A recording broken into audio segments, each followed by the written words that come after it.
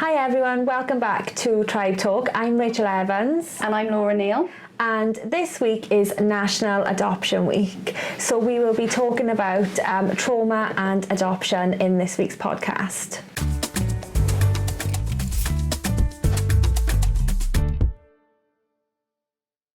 So from our experience working with children and families from our clinic, we work with lots of different children, some of whom have been adopted.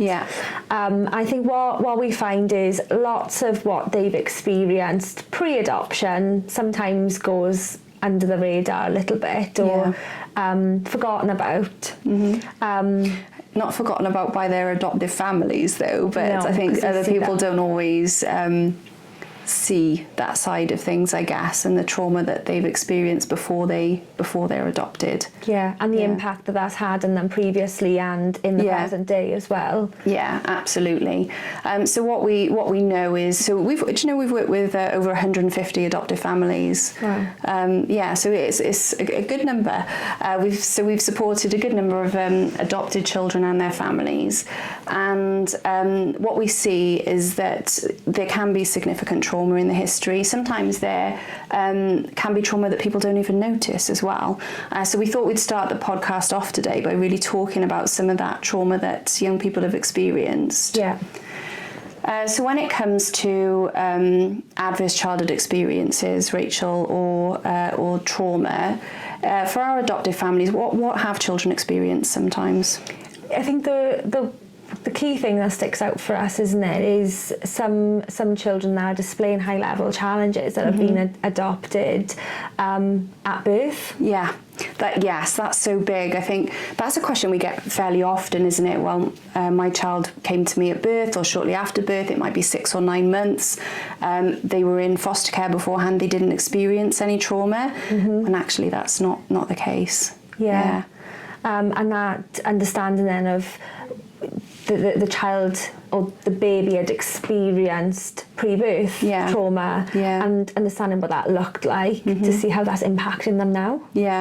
So we've got, even for children who move to their adoptive family at birth, and this might be through foster to adopt these days as well, there can be pre-birth trauma. So if a mother, for example, has been exposed to domestic violence or has been taking substances, that can all have an impact on the baby. So there's then that pre-birth trauma that takes place, and that can have a huge impact. It can have an impact on development, it can have an impact on things like emotional well-being and behaviour, but often these things don't come out or aren't picked up until later on. Until adoptive families are seeing this play out day to day. With the behaviours and the emotional and behavioural challenges that they're seeing day to day. Absolutely. And then of course we have the transition to a new family. So that we would always like to think that is planned as well as possible, and it often is planned as well as possible, but we always have to consider that regardless of how well something is planned and regardless of how well it goes, moving from one family to another family when you're a very young child is going to be traumatic. So all of our adopted young people will have that trauma as well. And then I think an additional trauma of knowing that they had another family, that still has an impact, even if everything is done right, everything is supportive. Knowing that you had a different family and that you now have another family also has an impact, and that comes into a lot of what we do in life story work as well. And we talk about that often we're supporting adopted children with that through life story work. So those are our adopted children who might come to us where they've been adopted from birth or from very young, but we also see children who are adopted at an older age, and then there could be more adverse childhood experiences then as well. So children who were adopted maybe a little bit later in their childhood, so age 2, age 3, they might have, their journey into entering the world might look differently in terms of what they've experienced. So might have experienced neglectful parenting or domestic violence in the home, and then we need to consider that then, in understanding how that has impacted their development, their emotion, their behavioural presentation, and then how that's impacting them now. So you just mentioned about how a child that have moved placement, so from birth family to then adoption, how that has another impact, and something that we have to consider when children move on. But it's like lots of these things that happen for a child in an adoptive placement, and how that's playing out for them. And I think remembering as well that many of our adopted children don't just have one move. They might have moved from a family into foster care and then on to adoption as well. So there's actually multiple moves there as well. So what we know essentially is that our adopted young people, they will have experienced at least one form of trauma, but for many of them it can be complex trauma, which we talked about in a previous podcast, where there's several different ACEs and they're all impacting on each other, and that then causes a child to experience multiple traumas and multiple difficulties often as they grow a little older as well. And when we talked about in our last podcast about how complex trauma and developmental trauma goes hand in hand, and that is so prevalent, in children that in this population of children, knowing that there's a level of development that we need to focus on as well. Miss skills that we need to help them play catch up. Yeah, most certainly. I think it is important to recognise. So we work with families where their children are experiencing the highest level of need. So for many adopted children, they will have some difficulties associated with moving to a different family, but they might not have the complex trauma that we see very often. So what we're going to talk about from now on is really those children who have experienced multiple adverse childhood experiences or pre-birth trauma and are then adopted, and we see them at our clinic because they need additional support, and that might be it might be fairly early on, so age 2 or 3, or it might be in their teenage years, and that actually it's not until those teenage years that these difficulties are starting to be seen. So Laura, we support lots of families that have adopted children, but what types of difficulties do we see that children display? I think it's a really wide range of difficulties that can be seen, and some of them can be quite mild, and then you can have some quite severe as well. So first off, the one thing I'm always looking for is that impact of developmental trauma. So are there any developmental needs? So we do see children who have delayed emotional understanding, social skills. They might have some delayed behavioural interactions as well. But what we're seeing more and more often is sensory needs that are coming up for our young people, where that for whatever reason, because of the trauma they've experienced, their sensory systems haven't developed properly. So they might have delayed motor skills or fine motor skills, and that is then often that's impacting in school as well. So many of the adopted young people that we see, some of the delays that they have will be impacting on their education, whether that's engagement with their peers or their ability to engage in education itself as well. So development-wise, I think there's a range of difficulties, but then we do also see young people who need support with trauma processing. They need support not just with emotional understanding, but being able to manage their emotions themselves and being able to process some of the things that they've been through.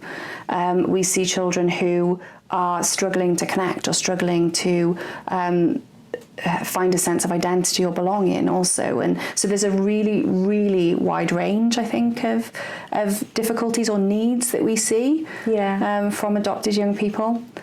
When you were talking then, it's those social skills, relational skills. I find that comes up quite a lot in some of the support that I provide, as a family unit. So that, wanting that comfort from their parent, their adoptive parent, but then can be quite rejecting of that. I don't know how to accept that from their adoptive parent, and then difficulties within between friendships and how that plays out then in the community when they go into soft play and all of that. It's just all these deficits then that are impacting their daily life. And then all and impacting on each other as well. And one of the things I was thinking about then is that what we see a lot is adoptive parents who come to us and say, I've tried, and often they've tried lots. So it'll be, I've tried this technique, I've tried this, I've read this book, I've been on this course, and it's not making any difference. What can I do? So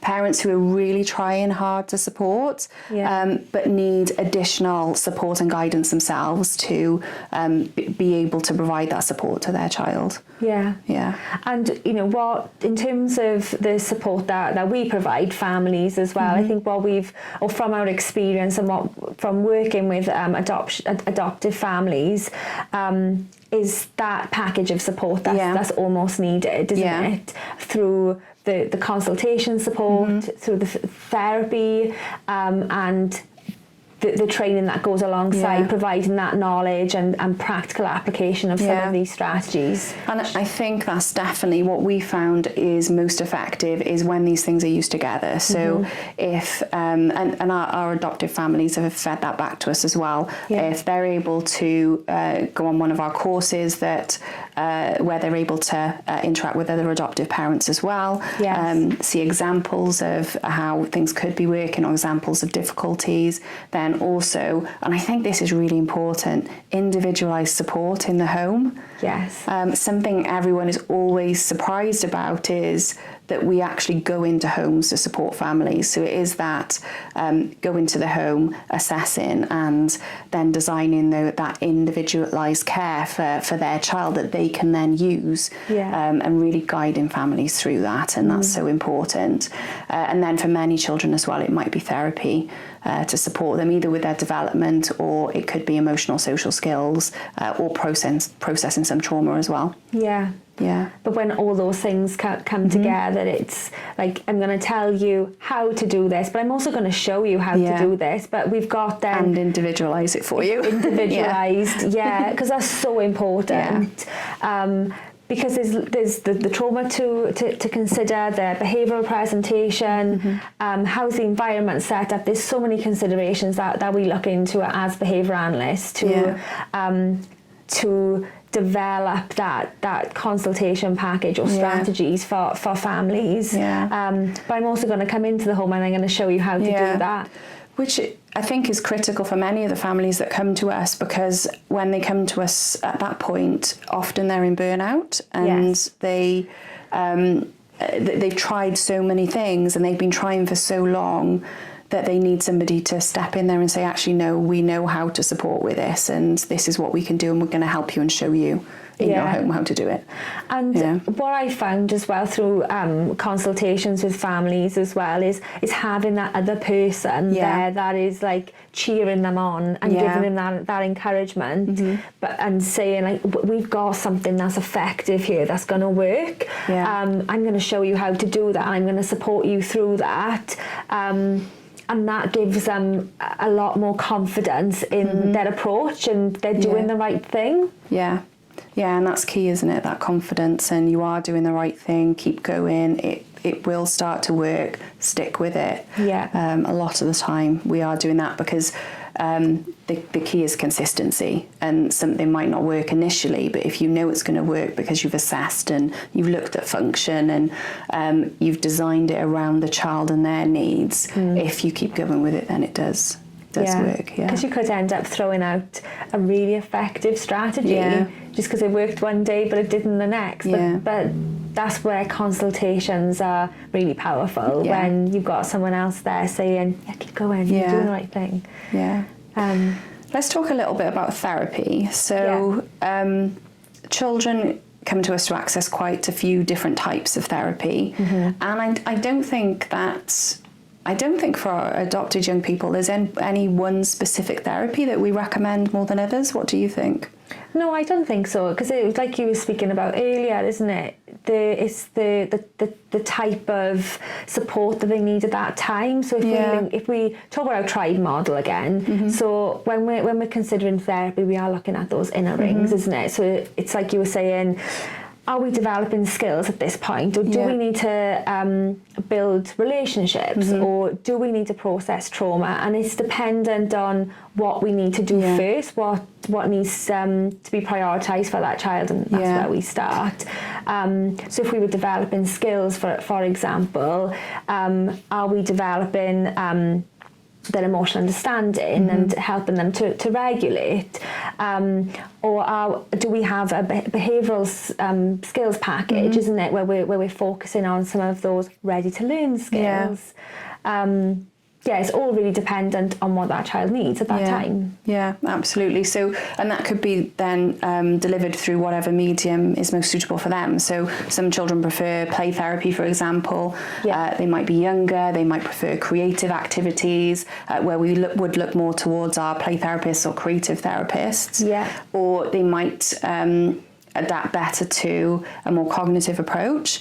Some of our teenagers much prefer that, so we might be using more behavioural or cognitive behavioural therapy techniques, or acceptance and commitment therapy techniques. In those cases, many of our adopted young people access life story work or therapeutic life story work through us. And their parents access life story work through the different trainings that we do as well. And that's what works so well, isn't it, when you've got parents or maybe other professionals that are working with that child, that are accessing some of those life story trainings. So we're tackling this from a multidisciplinary approach. So they might be having therapy, but then they're going home to mum and dad who are who have done life story coaching and are able to coach them at home, for example.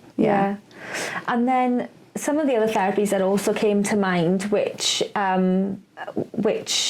some of our adoptive families have really benefited from, are those relational therapies through PCAP and Theraplay, and where we're really looking at building those relationships and attachments with between child and parent. Where those therapies have been key. And it's like you said, it very much depends on the level that the child is at, and I think reality as well is that they might need multiple therapies. One therapy is not a fix-all. It might be that there's multiple things and they need to access multiple different types of therapy.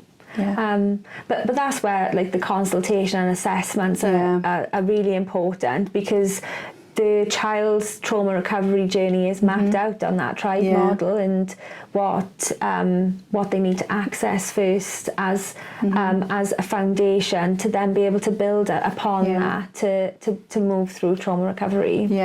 Most certainly.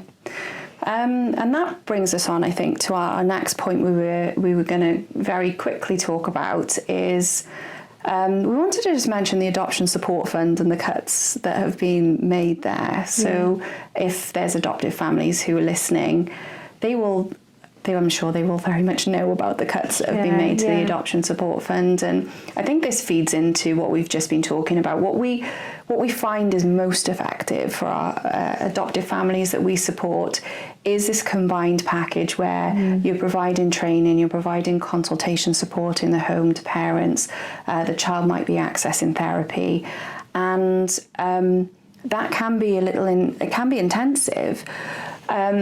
And with the cuts made to the Adoption Support Fund, I actually feel really fortunate that we're in Wales, because we don't actually have it here, because there's no way that adoptive families can access that support with the cuts that have been made. And it seems that then all you're doing is putting a sticking plaster on a difficulty or a problem, something that's going to re-emerge later on, because you're not providing that holistic support. And it is concerning.